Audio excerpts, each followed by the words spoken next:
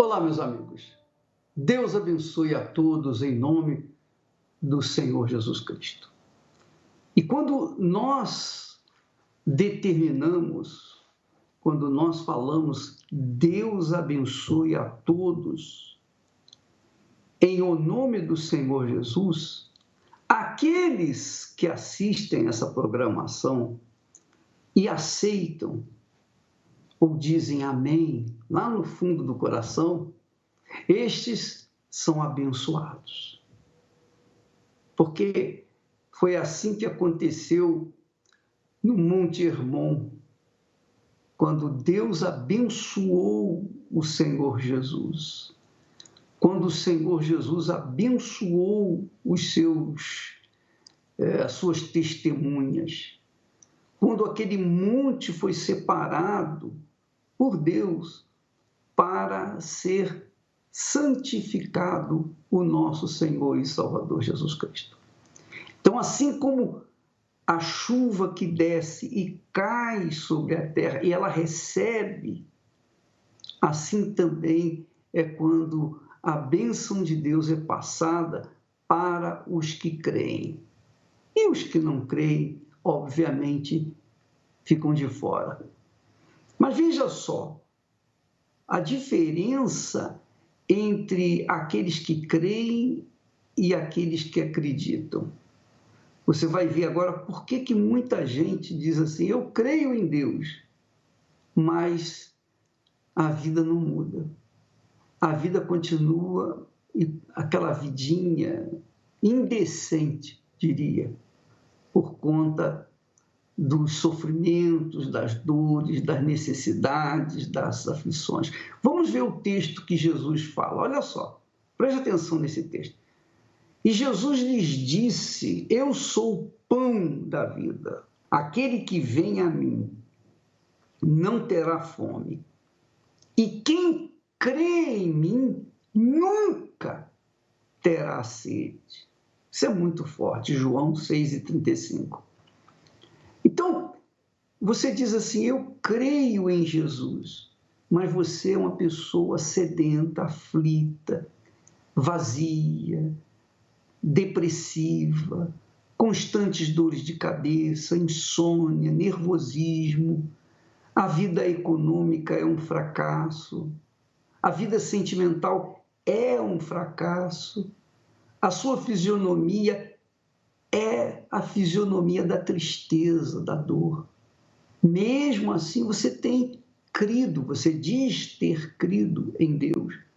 Não, mas eu tenho a minha religião, eu sou católico, eu sou evangélica, eu sou espírita, eu sou isso.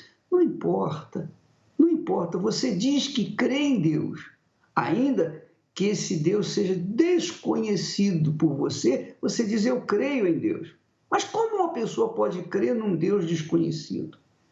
Como é que pode? Aí é que está a diferença. Uma coisa é você crer e outra coisa é você acreditar. Veja só, por favor, presta atenção. Quando a pessoa está namorando, ela acredita na outra, uma acredita na outra. Enquanto eu estava namorando a Esther, comecei a namorá-la, eu acreditei nela. Até que chegou um momento em que nós nos casamos. Então eu deixei de acreditar para crer. É muito simples e fácil. Quer dizer, quando a crença a entrega, a pessoa se entrega àquilo que crê. Quando a pessoa acredita, ela fica ainda esperando uma chance, uma oportunidade para se lançar e, de fato, crer. Então, uma coisa é acreditar, outra coisa é crer. Quando a pessoa crê no Senhor Jesus, ela se entrega de corpo, alma e espírito.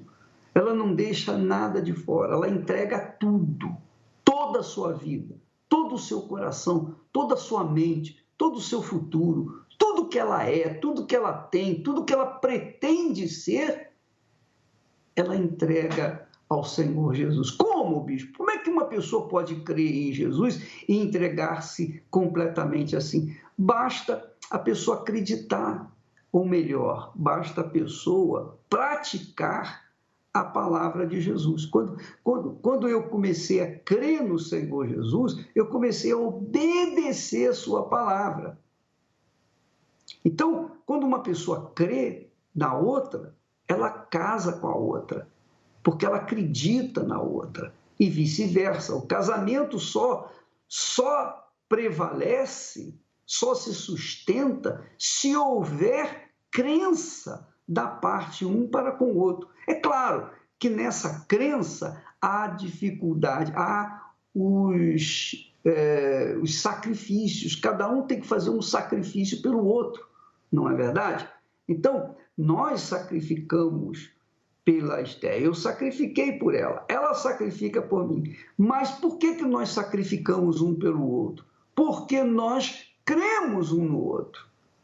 Quando a gente crê no Senhor Jesus, a gente nega a nossa carne, o nosso eu, a nossa vontade, os nossos desejos, os nossos planos, os nossos projetos pessoais ficam em segundo plano. O nosso projeto pessoal, o nosso projeto final está em fazer a vontade do Senhor Jesus Cristo. É isso que ele falou, é isso que ele fez.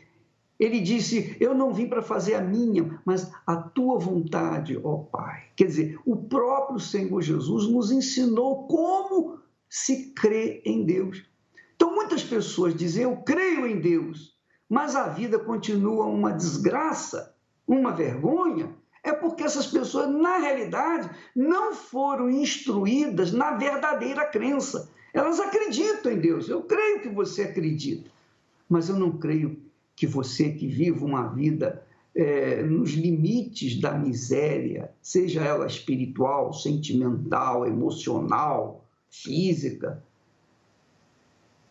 você possa realmente crer em Deus. Eu não creio. Por quê? Porque a crença em Deus envolve um assumir. A pessoa casa com Ele.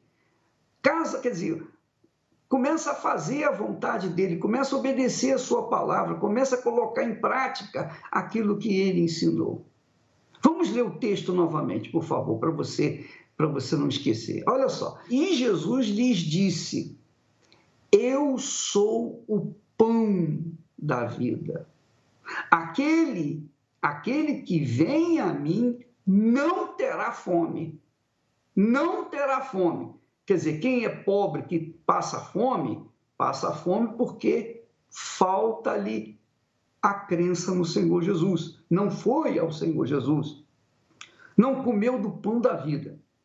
E quem crê em mim, olha só, quem crê em mim, ele não diz assim, quem acredita em mim. Ele diz quem crê em mim. Quer dizer, quem se entrega para mim, quem se rende a mim, quem casa comigo, quem faz aliança comigo, quem aceita a minha aliança. Quem crê em mim nunca terá sede, quer dizer, nunca será vazio, nunca será uma pessoa fraca, débil e fracassada. Jesus disse, o diabo, que é o ladrão, veio para roubar, matar e destruir.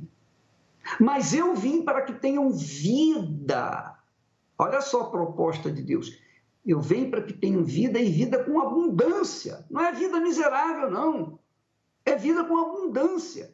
E aqui ele mostra por que ele quer dar vida, como ou a quem ele dá a vida, aquele que nele crê, aquele que obedece a sua palavra. Você pode ser crente, você conhece a Bíblia de capa a capa, você pode saber muito bem a palavra de Deus, mas se você não a pratica, você não crê em Deus. Você acredita, mas não crê. E aí?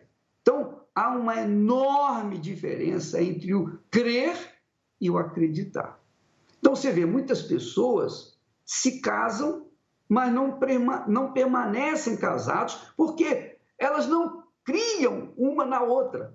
Elas acreditavam e tentaram o casamento. E o casamento foi desfeito. E há pessoas que acreditam no segundo casamento e também desfazem o casamento. E o terceiro casamento, e o quarto casamento, e o quinto casamento. Não dá certo por quê? Porque elas acreditam um no outro, mas uma na outra, mas não creem. A crença, minha amiga, meu amigo, no Senhor Jesus envolve sacrifícios. Jesus diz: quem deixar pai, mãe, filho, quem amar pai, mãe, filhos, mais do que a mim, não é digno de mim. E quem não tomar a sua cruz e seguir-me, não é digno de mim.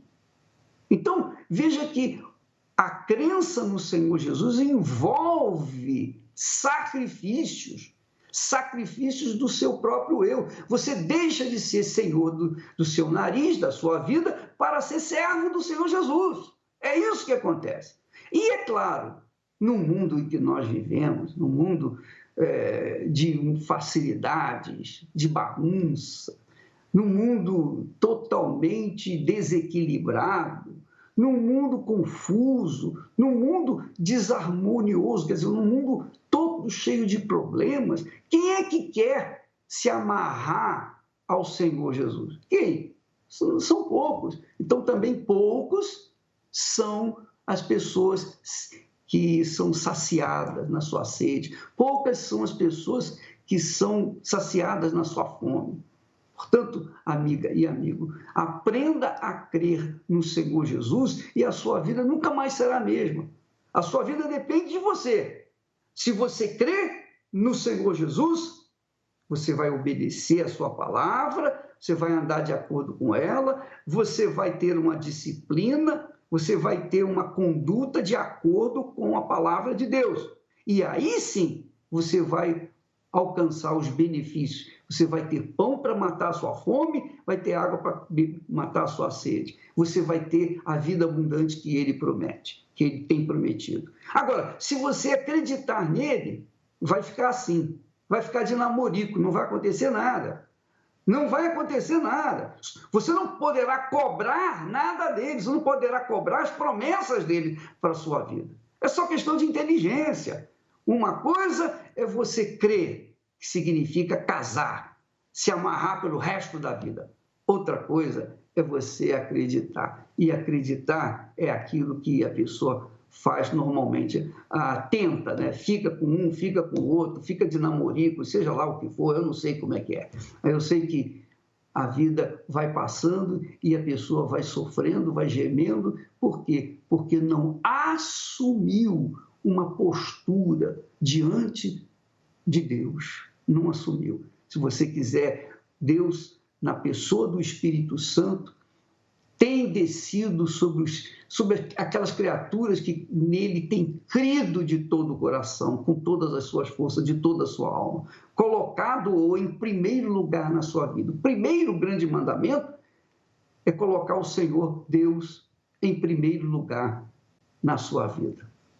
Graças a Deus. Você viu aí a ilustração da vida de Jesus, né? Da morte do Senhor Jesus.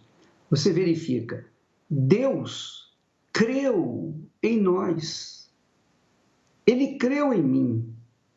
Ele creu em mim e por isso se deixou morrer, ser sacrificado por mim e por você. Deus creu em nós, seres humanos. Agora, para que nós possamos receber os benefícios da crença nele em nós, nós também temos que crer nele. Isso é um fato. Então não adianta, não existe harmonia, não existe casamento, não existe pacto, não existe aliança entre Deus e nós, se nós não concordarmos com ele, com a sua palavra. Quer dizer, se ele creu em mim e se deu por mim, no mínimo ele quer que eu me dê para ele também, para que então venha se completar a aliança entre nós. Isso aqui é crença. A crença envolve sacrifício.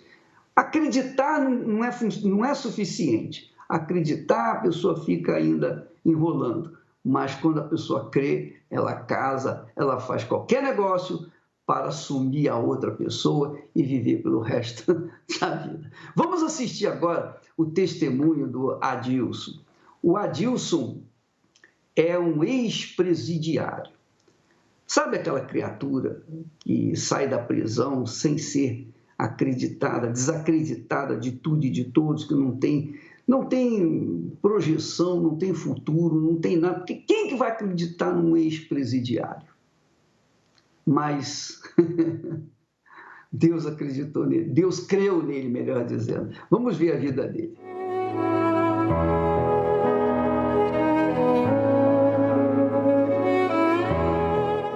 Meu nome é Adilson, tenho 30 anos, sou daqui de São Paulo mesmo. E eu vivi com a minha mãe desde pequeno. E sempre tive uma vida assim, limitada, porém justa. Né? Nunca me faltou nada, nunca precisei roubar, nunca precisei fazer nada errado para poder ter alguma coisa, porque ela sempre dava conta. Eu comecei a querer ter uma roupa melhor, um tênis melhor, uma condição melhor, poder sair, porque eu via meus amigos fazendo e eu não podia. Foi quando eu tive o desejo de conhecer o meu pai. Conheci meu pai com 13 anos e lá eu vi que ele tinha uma vida um pouco melhor do que a que eu tinha. Meus irmãos tinham uma vida um pouco melhor, com ele. Com 2 meses eu já queria morar com meu pai. Passado um tempo eu descobri que meu pai pertencia a uma facção criminosa e que ele tinha aquela vida boa que ele tinha por conta dessa facção criminosa, por conta da vida que ele vivia.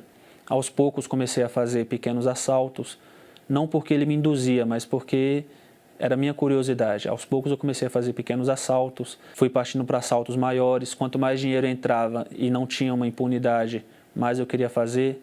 Participei de sequestros, até que subi para assaltos de grandes cargas, assaltando caminhões, assaltando portos. Ganhei até mais respeito entre as minhas amizades por causa disso, porque eu mal tinha entrado no crime e já tinha comprado minha própria arma. Naquela época era uma coisa difícil, A gente começou a usar drogas, mas pela curiosidade também.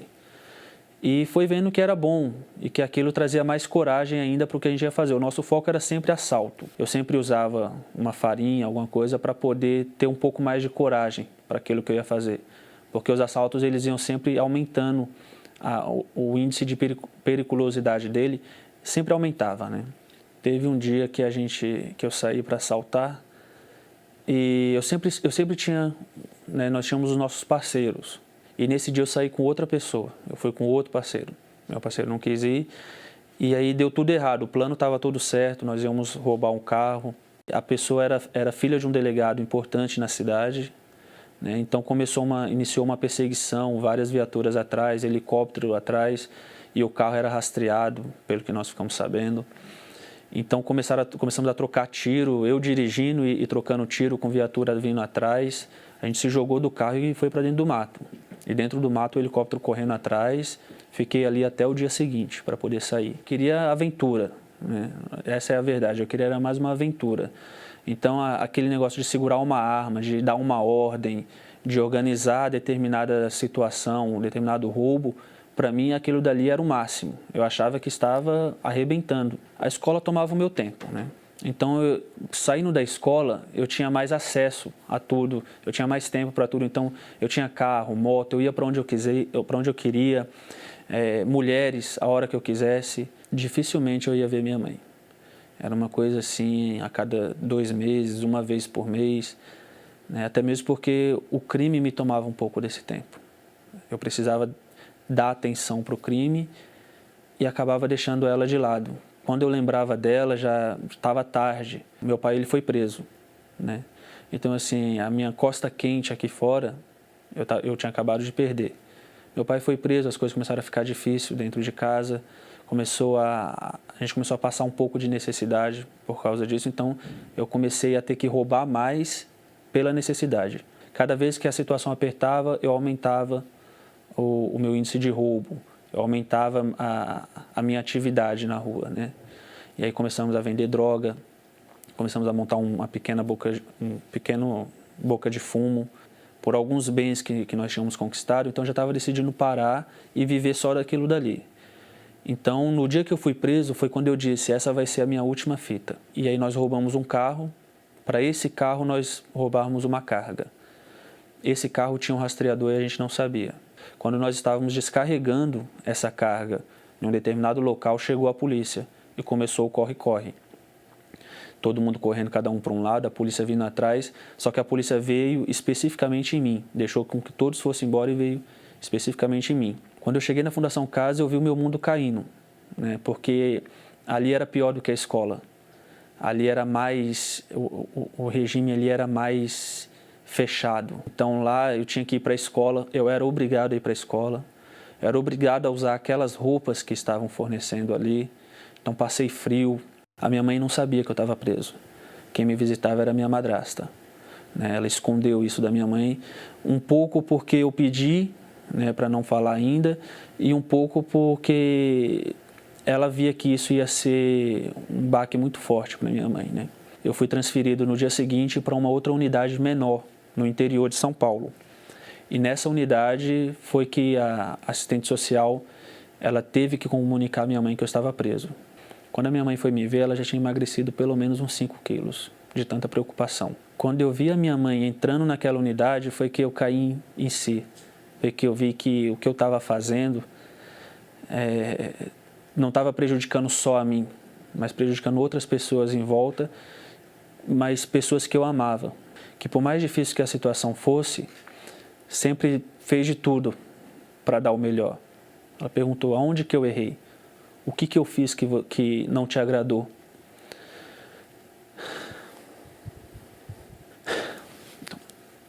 Ela perguntava, onde que eu errei? O que eu fiz para você ter feito isso? Eu não vou te abandonar aqui, mas deixa eu saber o que eu fiz de errado para mim não fazer mais. E eu vi que o erro não era dela, o erro era meu, porque eu queria mais. Eu queria ostentar e eu não me preocupava com o que a minha mãe pensava. Eu não me preocupava com o que ninguém pensava. E a minha mãe, ela não tinha nada. Ela não tinha dinheiro, ela não tinha o melhor financeiramente falando para me dar. Mas ela tinha Deus, ela conhecia Deus, né? E ela tentava passar isso para mim, mas eu não queria aceitar, eu não queria ouvir. Então ela sempre ia com uma palavra motivadora, uma palavra de fé, às vezes algo que o pastor pregou na igreja. Quando eu conheci o trabalho da Universal, tinha um voluntário lá dentro e ele levava várias atividades, né? Atividades tanto religiosas, né, o culto, quanto atividades, um esporte, um futebol. Conversei com esse obreiro, com esse voluntário da Fundação Casa, ele me mostrou, me abriu, na palavra de Deus, ele me abriu os olhos, me mostrou o que eu deveria fazer, o caminho que eu deveria seguir. E eu aceitei aquele desafio e comecei a participar das atividades da igreja dentro da Fundação Casa, comecei a participar dos cultos, aos poucos eu fui aprendendo mais sobre os mistérios de Deus, fui aprendendo mais sobre os mistérios da fé e quanto mais eu aprendia, mais eu queria aprender e decidi me batizar dentro da Fundação Casa. Na época era uma coisa difícil conseguir se batizar dentro da Fundação Casa, precisava de toda uma documentação, uma autorização da justiça, mas esse obreiro, esse voluntário, ele foi atrás, ele conseguiu tudo. Aí me batizei nas águas, né? E dali em diante decidi seguir um novo caminho. Aquele batismo nas águas foi para oficializar a minha entrega, entregando a minha vida para Deus. Eu me batizei na terça-feira, né? No domingo, ela não iria vir me visitar. Ela veio assim porque de repente deu para vir visitar. Ela disse que quando ela entrou na unidade, ela já viu algo diferente. Ela não sabia o que tinha acontecido. Ela me abraçou tão forte, mas tão forte naquele dia, que eu lembro como se fosse hoje, e disse assim, graças a Deus, meu filho.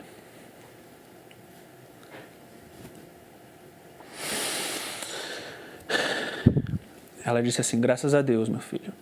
Agora sim, eu sei que eu estou fazendo o que é certo. E a nossa conversa era diferente. Naquele dia de visita, parece que foi o melhor dia de visita, parece que foi o primeiro dia de visita. De todas as mães que saíram, ela foi a última, porque a gente queria aproveitar cada momento. E dali em diante eu vi que era aquele caminho que eu deveria seguir, porque pela primeira vez eu estava sentindo felicidade. Eu queria convencer os outros menores que estavam lá dentro que aquilo que eu estava fazendo era certo, aquilo que eu estava fazendo era o melhor caminho. Comecei a participar mais das reuniões dentro da igreja, lá dentro. No dia que eu saí um pouco tarde, então quando a gente chegou já estava tarde, a igreja não estava mais aberta ainda. No dia seguinte eu fui na igreja, conversei com o pastor, falei com o pastor, estou passando por uma situação assim, acabei de sair, eu quero entregar minha vida para Deus. E as pessoas na igreja, os voluntários na igreja, me abraçaram como se eu fosse filho deles. Me ajudaram em tudo que eu precisava, me ajudaram a ir atrás de um emprego, me ensinaram coisas que ninguém me ensinou, né? Foram como verdadeiros amigos ali dentro, né? Quando eu ouvi falar sobre o Espírito Santo e o que ele podia fazer comigo, o que ele podia fazer na minha vida, meu desejo aumentou. E o pastor foi ensinando, foi explicando o que a gente deveria fazer, eu fui acompanhando, fui aprendendo o que deveria fazer. E naquele dia eu estava buscando com tanta força, eu queria tanto, mas eu queria tanto o Senhor Jesus, que eu falei tudo o que eu precisava falar, e quando me faltou as palavras, foi quando o Senhor Jesus desceu e me batizou com o Espírito Santo. Naquele momento eu comecei a chorar, foi uma paz tão grande que eu nunca tinha sentido aquilo. E eu queria falar para as pessoas sobre aquilo. Eu queria compartilhar aquele momento especial. Em casa, quando eu cheguei, era uma paz enorme. A minha vida mudou. Hoje eu sou um exemplo de filho para minha mãe, eu sou o orgulho da minha mãe, né? Sou casado, tenho uma família, tenho uma filha, mesmo morando um pouco mais longe da minha mãe, mas hoje eu quero estar sempre perto dela. Sou empresário, né, no ramo de transporte, minha esposa também é empresária. Eu tenho uma vida hoje completa. Aquilo que faltava, que eu tanto buscava, foi completado pelo Senhor Jesus. Hoje eu queria agradecer primeiramente a Deus por ter me proporcionado essa oportunidade, por ter me permitido chegar até aqui, né? Agradecer ao voluntário que esteve lá dentro daquela fundação, que lutou por mim, que correu atrás da documentação para eu me batizar, a minha mãe que não desistiu de mim, e agradecer à Igreja Universal, aos obreiros que me apoiaram quando eu cheguei, que não me olharam com maus olhos. Eu não consigo me ver sem o Espírito Santo, não consigo ver, tomar decisões, fazer alguma coisa sem antes ter a direção do Espírito Santo. Quem tem o Espírito Santo é Ele que consola, é Ele que mostra, né, que há uma saída. Você quer ver o Espírito Santo? Eu vou mostrar a imagem do Espírito Santo. Ele é Espírito, mas olha só a diferença, o que ele era e o que ele é. Nisso você vai ver o Espírito Santo. Olha aí, por favor. Aproxime mais a foto, por favor. Olha só, o que ele era, inclusive a mãe dele, e o que ele é hoje, a diferença. Olha o rosto dele, o semblante dele antes e o semblante dele agora. Você não consegue observar essa brutal diferença? Pois bem, é isso que o Espírito Santo faz. E eu queria falar para você, presta bastante atenção, você que tem uma fisionomia caída, prostrada, por mais que você passe base, batom, pinte a sobrancelha, por mais que você se arrume, os seus olhos são caídos. Você, quando se olha no espelho, você se vê um peixe morto. Pode estar pintado, mas os olhos, você sabe que os olhos são a lâmpada da alma. Então, a sua alma está gemendo, sofrendo, urrando de dor. Então, os seus olhos estampam essa tristeza, essa dor que você sente, porque lhe falta o Espírito Santo. Veja o que aconteceu com esse rapaz. Aconteceu com ele uma metamorfose, uma transfiguração, uma transformação por causa da descida do Espírito Santo. Mas o Espírito Santo está pronto para vir sobre você, mas primeiro você tem que crer no Filho dele. Nós vamos assistir agora outro testemunho extraordinário, magnífico. Quando se fala em muçulmano, quando se fala em árabe, as pessoas logo pensam em homens bombas, destruidores, terroristas. Não é verdade? Logo vem a imagem de terrorista. Eu quero que você veja o que foi a vida deste muçulmano. Vamos assisti-la.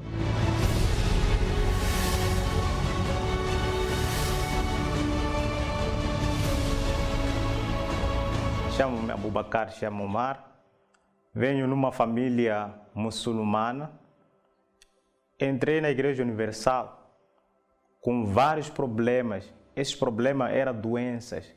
Tinha problemas de rins, tinha asma, problema de asma crônica. Com aqueles problemas, os meus pais me levaram em vários lugares, como no Bruxo, já fomos nos hospitais, nas clínicas, hospitais fora, como África do Sul. Chegaram a me levar até Portugal. Eu era um homem muito religioso, mas naquilo, com a minha religião, eu não conhecia Deus. Mesmo frequentado 5 solares por dia, eu era uma pessoa triste, vazio. Com aquele meu vazio, já tentei suicídio. Porque, para mim, acabando com a minha vida, eu pensava que vou acabar com tudo, com aquele meu sofrimento, com aquele sofrimento que eu tinha dentro de mim. Porque, para mim, não valia mais nada de estar ali a frequentar e a falar, ouvir de Deus, e eu continuar na mesma forma, do mesmo jeito. Para mim não fazia sentido. Numa madrugada, que eu estava a passar mal nessa madrugada, eu vi um testemunho passando na televisão. E naquele testemunho que passando na televisão, ali eu vi a minha vida. Eu falei, poxa, aquilo me chamou a atenção. Aquela pessoa que estava a falar, era tudo que eu passava. Doença, tudo. Ele falou da minha vida. Eu falei, poxa, e agora? Eu falava mal da Igreja Universal, eu não queria saber da Igreja Universal. E agora? E esse senhor foi curado já na Igreja Universal.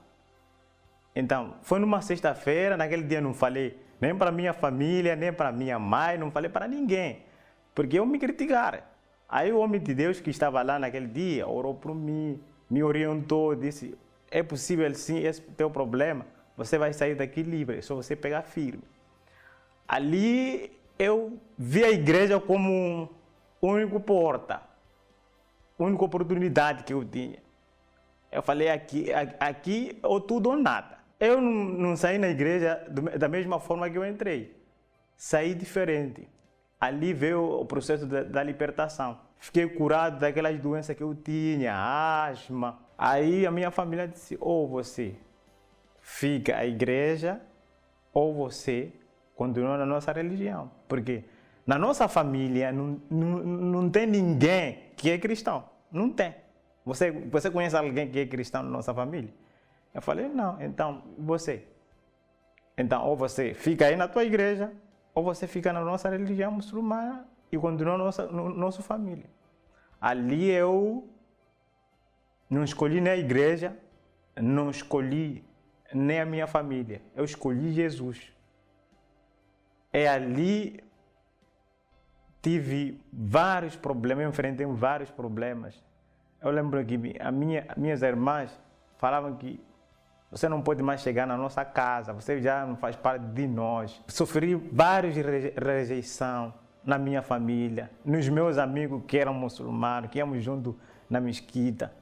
Eles já não queriam sentar comigo, não queriam mais conversarem comigo. Eu sofri, mas aquilo eu não larguei o Senhor Jesus. Mas eu fiquei curado, mas dentro de mim havia um vazio que eu não sabia como explicar. Chegou numa época que era jejum de Daniel. Jejum assim, que jejum é esse? O que eu sei, jejum único que existe é de Ramadã. Agora eu não sei esse jejum de Daniel, se existe outro jejum de Daniel. Aí o pastor me explicou, olha, esse jejum é de desligar-se da informação, que é futebol, que é ler jornal. E naquilo eu via diferentes pessoas na igreja, os obreiros, pastores, tinham aquele brilho nos olhos. Falei, não, eu quero ser assim. Eu lembro-me de 3 em 3 horas eu fazia jejum, orava, buscava o Espírito Santo de madrugada, eu lia a Bíblia. Poxa, aquilo foi uma experiência. E lembro-me que foi muito cedo, fui a primeira pessoa a chegar na quarta-feira. Eu falei, hoje. Eu ali só era hoje, eu falava só hoje. Então eu sentei, começou a reunião. Chegou na época de busca, eu comecei a buscar. Eu lembro-me que busquei de toda a minha força, me humilhei. Ali, o Espírito Santo me batizou. Eu não senti nada naquele dia, mas eu saí na reunião diferente. com uma paz enorme que eu não sabia como explicar. Aquele vazio dentro de mim já não tinha mais. Desde naquele dia que o Espírito Santo entrou em mim, não foi a mesma, não fui a mesma pessoa. No meu agir, os meus atitudes, tudo mudou. O Espírito Santo tudo mudou, tudo. E se não fosse o Jesus que eu encontrei na igreja, poxa, hoje não estaria aqui vivo a falar. Para minha família, para o mundo, para amigos, a minha vida não tinha solução. Quem me vê hoje, meus amigos que me veem hoje, diz, poxa, na verdade Deus muda, Deus transformou a tua vida. Realmente, hoje a minha família que era muçulmana, a maior parte hoje já estão na igreja comigo. Estão a buscar, só vendo o meu testemunho. Para uma pessoa que entrou doente na igreja, para uma pessoa que criticava, para uma pessoa, poxa, que um dia falou mal dos pastores, falou mal da Igreja Universal. É aqui onde eu encontrei a vida. É aqui onde eu encontrei o Senhor Jesus. É aqui onde eu tive sentido de viver, de continuar a viver. Para mim o Espírito Santo é meu tudo. Não tem nada que me apego neste mundo além de Ele. Não tem algo que está acima dele. Eu coloco o Espírito Santo em primeiro lugar, mais que a minha família, mais que o que eu tenho. Não coloco acima do Espírito Santo. Para mim foi um grande milagre de receber o Espírito Santo, porque ele mudou e tem mudado a minha vida até os dias de hoje. Para uma pessoa que não tinha esperança nenhuma, aqui eu encontrei esperança. Para uma pessoa que não tinha perspectiva nenhuma de vida, aqui tenho perspectiva. E eu me sinto hoje uma pessoa realizada. É maravilhoso, né? O que o Espírito de Deus faz na vida da pessoa. Veja que não é a religião. Não é a religião. Não é a Igreja Universal. É o Espírito que dirige a Igreja Universal, o Espírito de Deus. E o Espírito de Deus, quando vem, minha amiga, meu amigo, a primeira coisa que acontece é a paz. Ele enche a gente de paz. Olha, quando o Espírito Santo veio sobre a minha vida, isso faz 54 anos que ele veio sobre a minha vida. A paz nunca saiu de dentro de mim, nunca. Mesmo nos momentos tempestuosos, nas tribulações, nas dificuldades, ele me confortava, me consolava, me segurava. E essa é a paz que nós queremos que você tenha. Mesmo diante das lutas, das dificuldades, você vai prevalecer, permanecer, porque a paz é interior. Do lado de fora é guerra, mas do lado de dentro, que é o mais importante, aqui dentro, a paz. Talvez você seja uma dessas criaturas que está buscando isso, a paz. Então aproveite e entre nesse jejum de Daniel, vá numa igreja universal do Reino de Deus mais próxima da sua casa e assista a reunião, procure um pastor, um bispo, um obreira, que vai orientar o que você deve fazer para receber o Espírito Santo. Agora, eu queria que você assistisse mais um testemunho de pessoas que foram digamos, vítimas das notícias falsas, do fake news. Vamos assistir, por favor.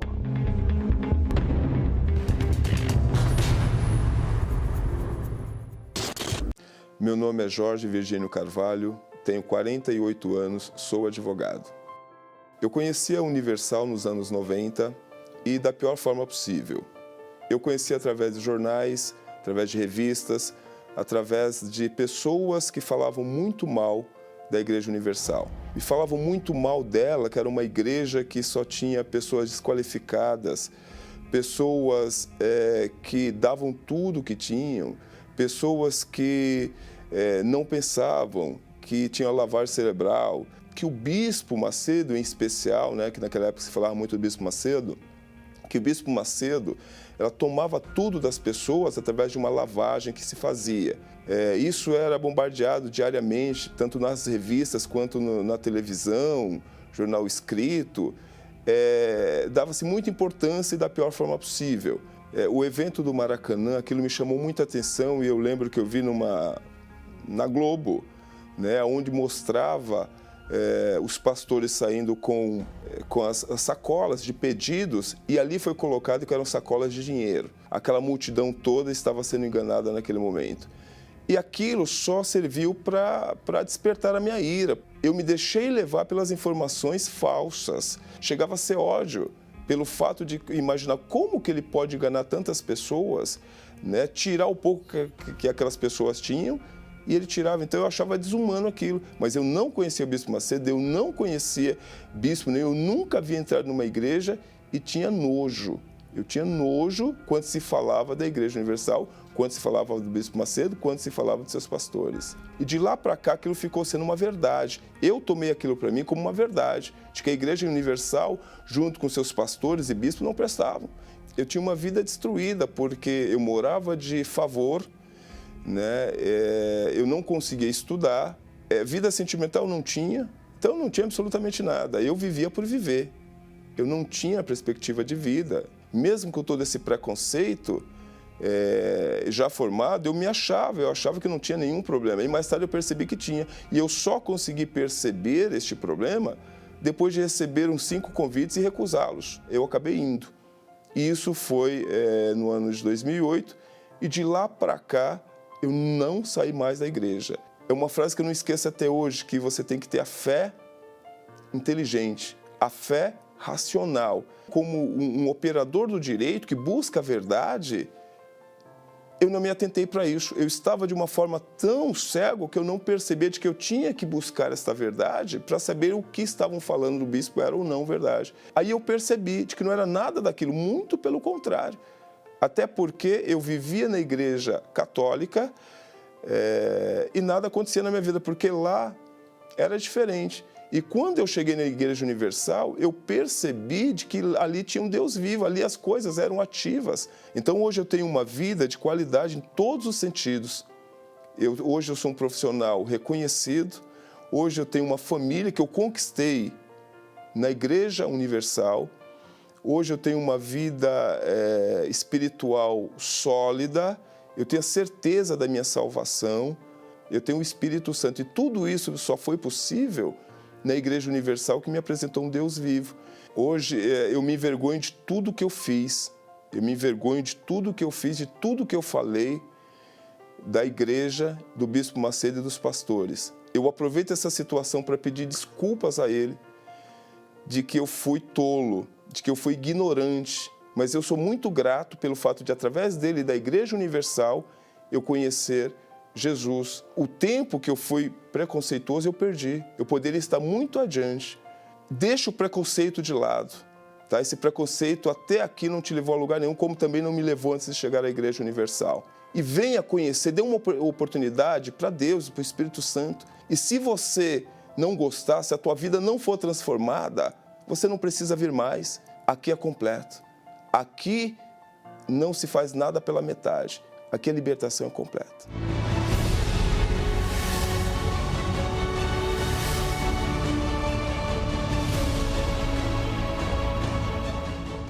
Meu nome é Francine, tenho 35 anos e antes de eu chegar na Igreja Universal, eu fui uma jovem que por muitos anos na minha vida fui viciada em drogas. Eu vivia para fumar maconha, uma busca incessante por algo que eu não sabia. Eu não dava valor à minha família, né? Eu tenho uma família linda, pai, mãe, irmãs. E qualquer situaçãozinha que tinha em casa, eu me refugiava em viajar, em largar tudo. Eu cheguei aí para o Uruguai, de Santa Catarina, até o Uruguai de ônibus. Fiz uma viagem arriscada, longa, para usar todos os tipos de maconha que eu ouvi falar que era um país que podia fumar liberado na rua. E de lá eu fui para a Argentina, frequentei lugares sombrios, né, em busca da droga. Arrumei minhas malas e fui para a Itália. Uma parte da minha família mora lá. A minha tia já é membro da igreja há muitos anos. E quando eu cheguei lá, ela falou para mim, vamos à igreja. E fui. E eu ouvi uma palavra. Então, dali, eu decidi me entregar para Jesus. Busquei a minha libertação assim que eu confessei, porque até então eu não confessava que eu era viciada. Eu descobri que Deus podia, primeiramente, me curar daquele vício. Logo após, eu ouvi falar do jejum de Daniel. E eu perguntei para as pessoas, porque eu não sabia nada, eu perguntei o que é isso? E aí me disseram que era um jejum voltado para a busca do Espírito Santo. E eu perguntei mais uma vez, e o que é isso? O Espírito Santo é o Espírito de Deus que te preenche e que te sustenta, né, na presença de Deus, nessa caminhada da fé, que te dará força. E aí eu me agarrei naquela palavra e falei, eu quero isso. Dali eu já me preparei para o jejum de Daniel antes mesmo dele começar. Eu procurei saber o que era esse jejum, informaram que era abrir mão de rede social, mensagens seculares, mas eu não tinha vício disso. Então, como eu percebi que era algo tão grande de Deus, eu teria que dar muito mais do que aquilo. Então, eu me autoavaliei. Eu pedi para que Deus me mostrasse o que é que verdadeiramente ia doer em mim, né, para poder eu receber o Espírito Santo. Eu jejuei. Eu não sabia muito o que era jejuar, como era jejuar, como hoje eu sei. Mas na minha fé, na fé que o Espírito Santo depositou em mim, na sede que eu tinha de receber. Então foi eu e Deus. Eu falei para Deus, eu quero, eu vou conseguir. No 5º dia do jejum de Daniel, logo após, mais uma vez, eu fiz uma autoanálise e aí eu avaliei verdadeiramente o que eu estava dividindo com o Espírito Santo. Eu tinha muitos sonhos, eu tinha desejo de construir uma casa na praia. Eu estava muito chateada porque eu estava de favor na casa da minha tia. Então, tudo aquilo, todo aquele orgulho, toda aquela vaidade, toda aquela ansiedade, todo aquele medo de saber como eu ia conseguir, como eu ia conquistar, toda a bagagem que eu levei comigo para lá, eu cheguei em casa, me ajoelhei no sofá e falei para Deus, olha, eu cheguei aqui dessa forma, eu cheguei aqui com essas vontades, eu cheguei aqui desse jeito, eu estou carregando essa bagagem. E citei para Deus, né, cada uma situação.